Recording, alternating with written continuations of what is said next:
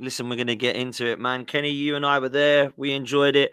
And it was a lot of scenes before the game and a lot of confidence from some Arsenal fans before the game. Listen, I'm not going to talk about too much about the tactics of the game itself, but I'm going to ask some Mm. opinions on it. But I want to ask about the kind of commotion afterwards, not just from Arsenal, the media, and from some of the fan base and some of the neutrals. I think my Wi-Fi is moving mad, people. Sorry, but there was quite a lot of commotion from the media, from Jamie Carragher, from some of the neutral fan base that are all going crazy. Now, if Arsenal lost this game, that was exactly how they all wanted to see it play out. A lot of the Yeah. media wanted Arsenal to lose this game so they could laugh at us, say we're out of a title, blah blah blah. But it didn't work that way for them. So I saw a lot of saltiness, man, and I was quite shocked by it. I really truly thought there's a lot of fans that would have said, "Do you know what? Fair dues to Arsenal, deserved it. Doesn't mean much for Liverpool because they're still in the race, but Arsenal definitely are backing it. They move on, and now they've got a difficult game at West Ham." But I didn't see that, Kenny. I saw a lot of toys being thrown out the pram from particulars in Jamie Carragher. I saw a lot of salt from him. I saw a lot of salt from Gary Neville randomly. I saw a lot of salt from some neutral fans. "Oh, calm down. It's just the win." And I'm Yeah. like, wow, if it was just a win and it doesn't mean anything, why are you all so rattled? It made no sense Well, to me. I was so surprised, man. So, what do you make well, of it, Kenny? well, first and foremost, you got to remember we're at the ground, and everyone was like euphoric because of the fact that it was relief that we're still in the title race. Happiness with the performance, and we're all at it. Like I said, I had a big cuddle with Harry Symeou. John Cross. I gave him a big cuddle, known him for a few years. I was hugging everyone in sight because it's a great win. But in terms of like the saltiness, you know what? Arsenal fans should say notice of it. The great Arsenal teams had much more saltiness than this. This is nothing compared to the rubbish we had under Arsene Wenger when Arsene Wenger was a great manager until he became a pork chop. But let's get it right. Everybody used to talk about the amount of selling offs we had when we had Petit Vieira, Dennis Bergkamp, all those kind of players, all getting sent off, Martin Keown, Tony Adams, and we used that as a motivational skill, a motivational tool. We didn't cry about it. Who cares what these guys think about us? The other day, we got the points. Trouble is that they do it because they know that we have a massive social media presence where a lot of people on social media seem to think that they're massive amongst the fan base, and you're just another fan. Relax yourself. So what if Roy Keane don't rate Arsenal and they say Man City's going to win it? So what if Richard Keys and Andy Gray say we celebrate too much? The end of the day, it's all on West Ham next. Doesn't matter whether they're salty or not. That's what football's all about. It's about rivalry. We're the biggest club in London.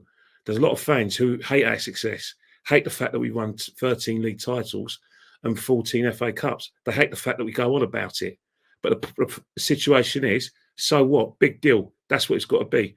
The minute I'd rather see Arsenal fans celebrating us winning trophies. I'd rather see Arsenal fans celebrate us being part of title race. I like to see us in May at Town and Upper Street celebrating at least one trophy. That's what I care about. I don't give a damn about these guys, and nor should Arsenal fans.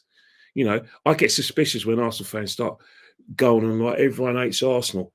Sometimes I think a lot of the fans are doing it for a few likes and tweets. It's not about you. You're just another fan. It's about the club. It's about the West Ham way. Forget about it. You know, Arsenal. So what if what people say about us? The day, I go back years, and this is nothing. This is small fry. The only reason why it gets magnified is because of social media. Because Arsenal fans are so easy to wind up. We're the gift that keeps on giving, and it's all because of vehicles and like the fan cams. They put themselves out there as super fans. So you're going to get the super fan experience. You're either going to get one extreme to another. You're either going to get love or hate. Deal with it. Come on, West Ham next. Yeah, big up, man. West Ham next indeed, and we've got to beat them. Otherwise, this weekend means nothing. African Guna, let's come to you, bruv. What did you Yeah, make of this? And what do very you make of the reaction from the media? yeah, very interesting to hear what Kenny Ken says. I think that comes from a very entitled place. From my perspective, obviously he's much older than me and he's experienced playing Liverpool and beating Liverpool, before I was even supporting the club. So for me, this was the first time that I have personally seen us beat Liverpool the way we have. I think in the past 3-4 years, we've been close to beating Liverpool. I know we have with Nelson goals and Lacazette goals, but those really weren't top class goals. The way we beat Liverpool this weekend, we basically beat the best team in the league for me. So that's something that we should celebrate. And I think, this season we've kind of overturned a lot of the curses or voodoos against some of the teams that we haven't beaten in the past. And this for me was a good stepping stone to show that this team is getting closer and closer to being there every single season, challenging with the best, aka Man City and Liverpool. In terms of the reaction, I think, yeah, as Kenny Ken said, Arsenal being a big club, I think a lot of rival fans are waiting for us to fail because we did so well last season with the manager that we have, the youngest, manager in the Premier League, or one of the youngest in the Premier League, and the youngest squad as well in world football. So people are waiting to tell us, oh yeah, last season was just a fluke, and they hate that this season we're challenging again. So obviously there's going to be this reaction of saying, hey, you know what, you're still third, haha, you're still not there. I'm expecting that, but for me, this was a great win. I'm going to celebrate it all the way. To see the way Martin Odegaard was taking pictures of Stewart, I mean, that's real captain material. That's real leadership. That's real chemistry in the team. We haven't seen that. I mean, if you think of the likes of Aubameyang, Lacazette, Guendouzi, you would never have seen this, from those players. So it's a real great mentality shift in this team. And I'm really, really excited to be an Arsenal fan in 2024. I've waited a long time to be here. Interesting, man. Listen, if that's what makes you a good leader, bro, then you're different to me, mate. Taking a picture of our photographer, but I mean, each to their own, innit? It's not the only thing that makes you a good leader, but it's a good sign to me. That's all I'm saying. I see it as a positive thing. I get what you're saying, man. I get what you're saying, but Northside, what's all the commotion about, bro? We won a game of football and everyone's losing their heads. Not Arsenal fans; they're quite happy, rightly so, but I just find it bizarre. I really didn't expect this reaction, bro. I'm like, just say what you think about Arsenal being Liverpool and we move. Like, Arsenal needed to win that game. I thought we deserved it. I was really impressed with a few performances that I want to mention in a minute. But what do you make of all this commotion, bro? Yeah, for me, I just think it's whatever, really. Like, some of these players, let's be real, some of these players, they're legends for their clubs, and they're fans also of their clubs. So along with sometimes being a fan, especially in England, the majority of English fans are biased. You know what I mean? And come with agendas. So I'm not really surprised. I think they just showed their hand in being a fan, and they were more given their opinion from a fan perspective than being a professional pundit and giving Arsenal the props where props is due. But I just think, look, rivals are going to do what rivals do. I don't really care. I think any Arsenal fan that's getting upset by that, I think they're more insecure than anything else. If you're happy with the win, and if you believe in this project and this manager, then just be happy. Regardless of what the pundits say, it doesn't take away that we got 3 points. So who really cares? You know what I mean? Arsenal fans need to have a bit of thick skin, man. Everything is always a conspiracy or this and that. Listen, sometimes I agree with them. Like I said, I don't agree with what Carragher said. I don't agree with what Neville said. I don't care. They're Liverpool and Man United legends. You know what I mean? They've got no loyalty to this club. They're not a fan, so I don't really care. And regardless of their opinion, the fact is we got the 3 points, so who really cares? You know what I mean? Listen, I saw your video. I saw your video that you sent me today of you going in through all the comments that you get. Does that stop you uploading? Yeah. Does that stop you getting views? No, I get it as well. Top Goon is getting rattled because I don't look at football through an emotional lens, and I say it as I see it. Doesn't stop me uploading, doesn't stop me still getting subscribers, doesn't stop my views, doesn't stop anything. You know what I mean? And I just think Arsenal fans just need to grow a bit of thick skin. Like, at the end of the day, the rest of the Premier League are not Arsenal supporters. So they're going to run their agendas. They're not going to give you props. It is what it is. Like, why should they? They don't support our club. So who cares? At the end of the day, I was happy with the performance, and that's all I cared. I saw it. I laughed.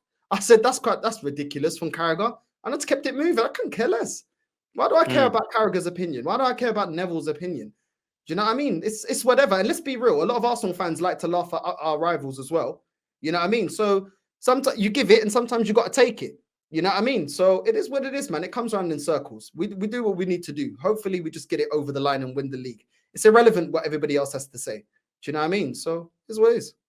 Yeah, fair one, man. Listen, Kenny, it was mad because I looked at it, the celebrations at the end. I was enjoying it. Fans were enjoying it. It was a big win.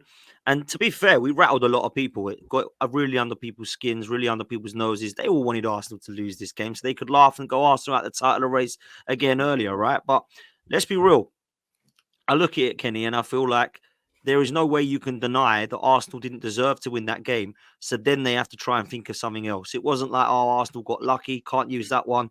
It was just basically them getting a bit salty. So I liked that. I think that's funny. It gets under right up people's noses, gets under people's skin, and it's good. But the performance itself is what I think Arsenal should actually take some positives away from, because as bad as Liverpool were, I thought Arsenal were really good. I thought we dominated pretty much the whole game. I know they had a spell in like the 10 minutes of the second half, but Liverpool never really looked like winning that game or peppering our goal, if I'm honest with you. David Raya, I think he collected it once from a shot on target. The rest of the game was all Arsenal. We didn't exactly pepper Liverpool's goal either, but we definitely deserved to win the game, man. And for me, a few players to mention, definitely the two in midfield. Georgino and Declan Rice, for me, were clear of everybody, Kenny. And I think moving forward, I'd quite like to see what that double pivot can offer, man. What's your thoughts? I don't think that you're going to see that double pivot in all the games. You're going to see it's going to be a horses of courses situation, because what you're going to have a situation where if Jesus comes back, he's going to still want to incorporate Kai Havertz in the midfield. So in certain big games, you will see Georgino, because there's going to be situations where the little ball we have, say against Man City, he's going to want us to keep the possession. So Georgino is a lot better than that, than Kai Havertz. Got Kai Havertz, but in certain games, he is going to play Kai Havertz. Like, for instance, I don't necessarily expect Georgino to play against West Ham. I expect, the midfield to be a little different. I wouldn't be surprised if I see Kai Havertz alongside Odegaard and Declan English. You know what I mean? That's the old situation. In terms of how we played, the reason why we won the games, because our tempo was brilliant. Our tempo was really fast. Like I said, in that 15-minute period that we always have in most of our games, and not all of them, we scored during that 15-minute cycle. Brilliant goal as well. Good play. I learned something that was right before my very eyes, but I ignored it. Kai Havertz has got pace. Didn't realise that. There were times in that match when Kai Havertz was bobbing down that left-hand side. I said, oh, yeah, Martinelli. Bloody hell, it's Kai Havertz. That's how I felt when you see it live. I thought, props to Kai Havertz, because he was an absolute nuisance. He occupied the defenders. He gave Konate a run for his money. Don't get me, Konate, there were still instances when Konate won quite a few of the battles, but he gave us that presence where he could hold the ball up. And that's something we miss quite a lot sometimes when, Jesus plays. Also, Declan English, when Liverpool were trying to wrest control of that game, the way he was recovery tackles, making interceptions and driving us forward in times. There was a period in the centre half when he drove us forward. But Georgino as well kept possession. Really, really pleased with him. Like the defence, there was a bit of sloppiness for Liverpool's goal, but all in all, it was a very, very good team performance. And, Saka and Martinelli, they weren't exactly at their firing best, but the most important thing that is more important than the performance was actually the goals, because coming into this running, one of the things we're going to rely on heavily is we're going to need goals from Kai. We're going to need goals from Martin Odegaard. Odegaard hasn't scored the goals he was scoring last season. So that's a shortfall. Saka and Martinelli, as much as we like them to, have eight plus performances, we're going to probably need goals, because that's going to be our route into this title race. If you look at the goals that, that we're seeing from, Man City and obviously Liverpool's starting lineup, it's going to be a case where we're going to need them big time. But so far, so good. It's a fantastic performance. And it's actually a bit of a replica of the cup game, where we were dominant. We were pressing them into submission. Georgino was the extra man in midfield. And that it took for them in the second half to up that tempo in order for them to get back in the game. And they kind of did it in the second half when they came at us, because they got the impetus from that equaliser.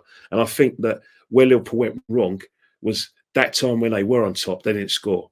The minute you don't score during that period and you tire, and then the game kind of fizzles out and we take a bit of control, they missed the boat then. And then, it could have been a 1-1 game, which would have been an injustice. But thank God for Van Dijk, because I blame Van Dijk for their goal. I don't blame, the goalkeeper, because I always believe you're a defender, you're the boss. You're the boss, mate. If you've got feet, you're the boss, man. and I think that's where it all went wrong. But that's what we do with Liverpool. If you've got you take teams, you create pressure, and in pressure and put their defence under pressure, then we were going to win the game. Props to Trossard as well. He probably felt grieved not starting, but he comes on and scores a great goal. So that's another player that we need to rely on really heavily. But in all intents and purposes, realistically, because I think it's going to be too close to call, there's going to be no margin for error. I don't think we can even afford to drop points, because I really do think that both Liverpool and Man City are going to win the majority of their games. I think the only 6 pointers that Liverpool and Man City are going to have is probably a 6 point. Man City are going to have a 6 pointer against us. Liverpool and Man City are going to have their 6 pointers, and then both sides are going to have tricky games against teams that are going to try and get the top 4. So it's one of those things where blink you miss. Interesting, man. Interesting. Before I come African Gunner, Northside, I messaged Jess earlier, see if she's free. She's not free tonight. She said, "Oh, can you ask Northside what you thought of Georgino's performance and if he'd still rather have El Nini?" So I'm being the messenger, man. What did you make of Georgino, bro? Tell her, don't worry. End of the season, we'll talk. No worries. You know what I mean? It's funny, yeah, because I was on Judge Mo. A lot of people on this channel the Arsenal lot get rattled by my takes on Arsenal on that channel. They're like, get him off. The last couple of get him off the channel as soon as we win. Get him on. Where's Northside? Get him on. As he finishes his fan cam, get him on. All right, then. You know what I mean? It's like, why do you care about me? We just won. Be happy, innit? Be happy. But on the game, we addressed something that I wanted to be addressed, and that was the way that we're playing football. I didn't like this new way that we started playing football this season, and I was calling for us to revert back to the way that we were playing last season. And for that, I give Arteta credit for. Let's start with the things I give him credit for. The play style I give him credit for. The lineup I give him credit for. Utilizing Georgino to control the midfield, I give him credit for. And the way he tried to just kill off Liverpool, and the way we set out. So I'll give him credit for that. And I was happy with the majority of the players. I think Havertz at times was frustrating me. I think he goes to the ground too easily. At times he's running through the midfield. As soon as another player comes alongside him, he drops to the floor. There was another time he was in the box. Instead of holding up the ball, as soon as a defender tries to put in a tackle, he drops to the floor again. He's way too weak. I know he played a lot better than he has before, but let's not forget the standard he's picking up from is literally bottom of the barrel.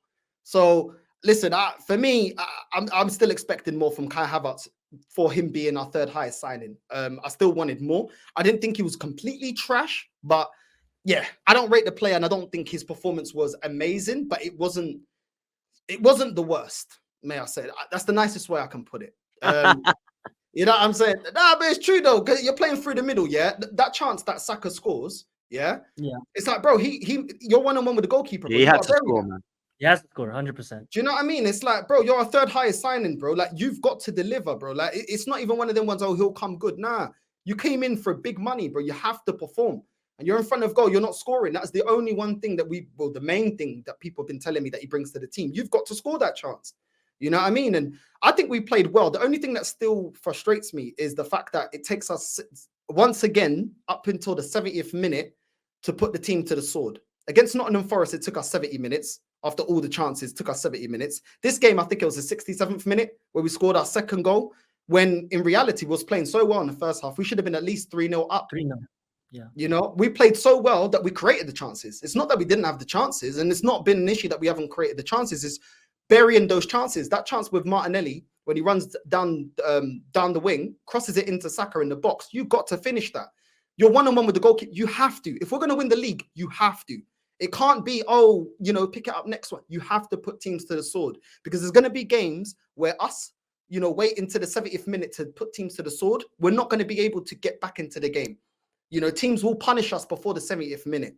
And that is the one thing that, ultimately I want to see improved, but we didn't get a striker. But overall for the performance, I think was very, very good. I think also the only other thing that I didn't like was obviously Saliba. Listen, when the defender's got his arms around like this, you can feel Diaz going around you. Once you can sense that he is going around you and you've lost control, just kick it out.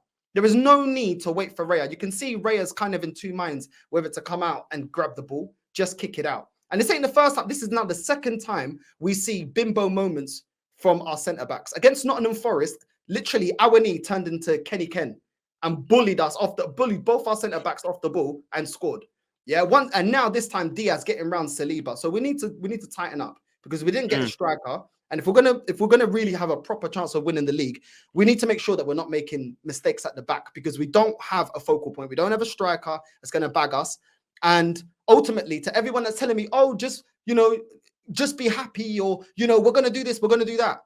The same team with the same fluidity last season was 8 points clear and still fell short.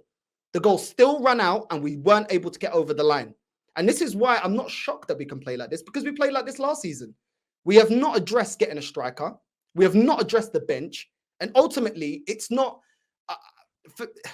you can be happy about the win, because I was happy with the win. And my match reaction, I was very, very happy. But at the same time, some fans are going a little bit over the top. There was 3 things that needed to be addressed in January. The play style, which looks like he's addressing, reverting back to last season. The bench didn't get addressed. The striker issue hasn't been addressed. So let's not go on that one win now erases the fact that we are still light. And now we've got to get the best out of the same squad, roughly thereabouts, that we had last season, that weren't able to get over the line. And we still have Liverpool in this title race, which we didn't have last season. So listen, be happy about the 3 points, but Arsenal fans also chill a little bit. It's not, you know what I mean? Winning against Liverpool is not the type of game that, for me, I'm surprised that we win. We struggle against low blocks. Those are the teams that frustrate us. Those are the teams that we're holding on. Against Nottingham Forest, we're holding on at 2-1 because we're not burying our chances. Liverpool team that opens up, we'll bury them. Yeah? If they play a high line, we're all right to deal with that. Now, when the team plays two banks of 4, that is when we're struggling. When you take the space away from Martinelli, you take away the space from Saka, you take away space from our striker. All of a sudden, we don't have a way of breaking teams down. And the Nottingham Forest game, we opened them up. When they had a corner, they committed a high line, and then we hit them on a counter-attack. So we still have not addressed breaking down low blocks. So that's what I'm saying. But I know this fan base, they don't want to hear it. They just, as soon as you win, everything is rosy, everything is fixed. But a bit of balance, I think, needs to be given. No, that's fair, bro. No, that is fair, bro. That is fair, bro. Listen, African Guna, a couple of comments I'm going to chuck your way. Big up Harry Simu in the chat. Make sure you go follow the Chronicles of a Guna. Gotta love Harry. Great friend of the show and great friend of mine as well. Kai did a great job on Sunday. He's not a good finisher, but the rest of his game was spot on. Got Kunyate sent off as well. It won't kill you to say it. And I want to throw in a super chat as well from Chaitanya. Chaitanya said, big up, lads. I'm concerned about Jesus. Now he's not clinical enough to be our number 9. And too injury prone to be a backup or right winger. We may need to sell him. Now, of course, African Gunner, he dropped out of the side through injury and then Kai Havertz come in. And I actually agree with Harry. I actually thought personally this was one of the better games from Kai Havertz. And I know he missed a sitter and he's got to score that. But actually he put himself about. He did a lot of good on the ball. I thought personally it was one of his better games. I'm not a huge fan of him. I can't lie. Yeah. But I'm going to ask you this.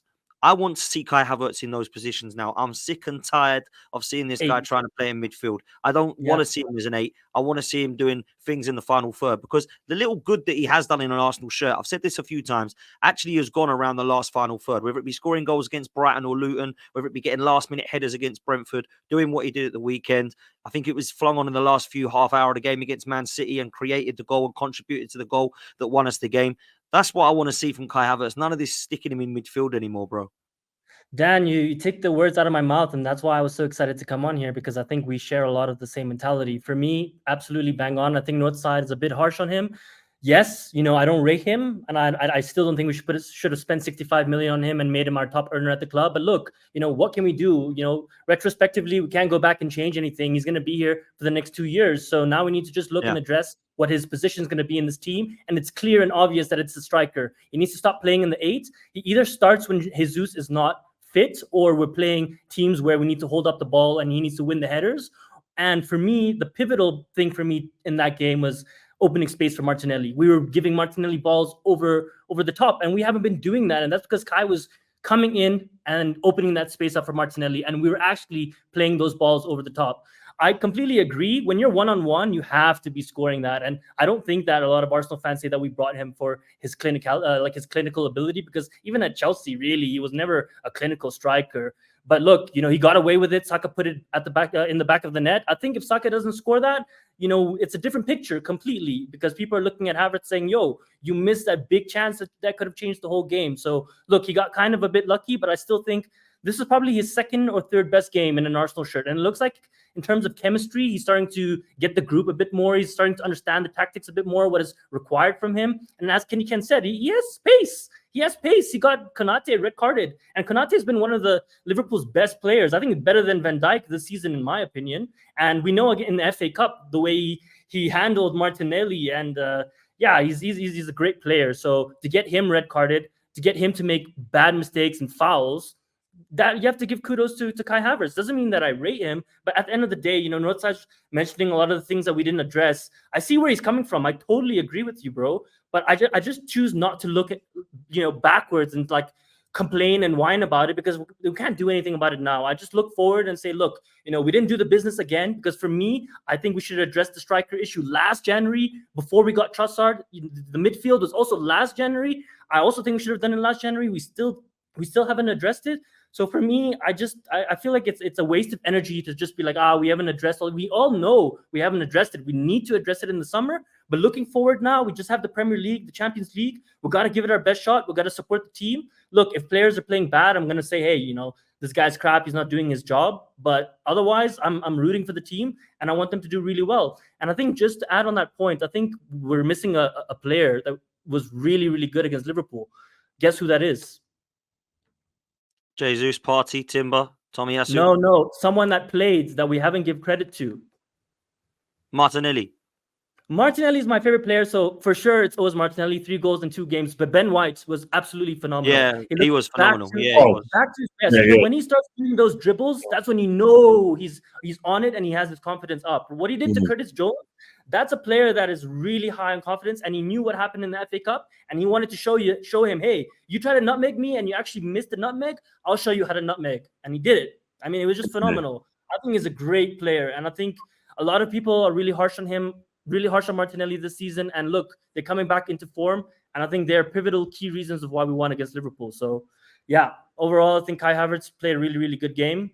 Not my preferred player, but look, if he can be a squad player and add to this title race, that's all we can. Sorry to cut you, do you pay 65 million to? No, definitely not. It's a Pepe. It's another Pepe. You've got to have a situation where you've got to. The problem with Kai Havertz is that having him in a team, you're experimenting when you're still trying to get in a title. That's something you should be doing in pre-season. Like this season, we've basically struggled, trying to incorporate into a team, trying to find a position for him, and try and win a title. And that's why sometimes when you look at our performances over this season, when you talk about free-flowing, exciting, attractive football, we've only played it free-flowing, attractive football probably 5 times.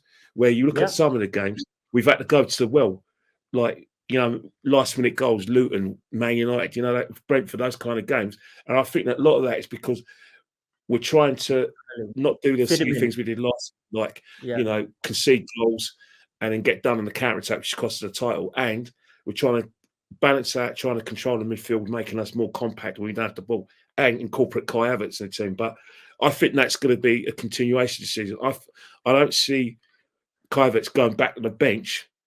No, if Jesus is back, because I think that, as you said, the performance he had on Sunday, there's an argument to keep him. But then again, it's Arsenal and Georgino. But I still see Georgino not as a first teamer, but as a horses for courses guy, European games, auto, keep possession, big games away at big grounds, keep possession, and I think that's going to be his role this season.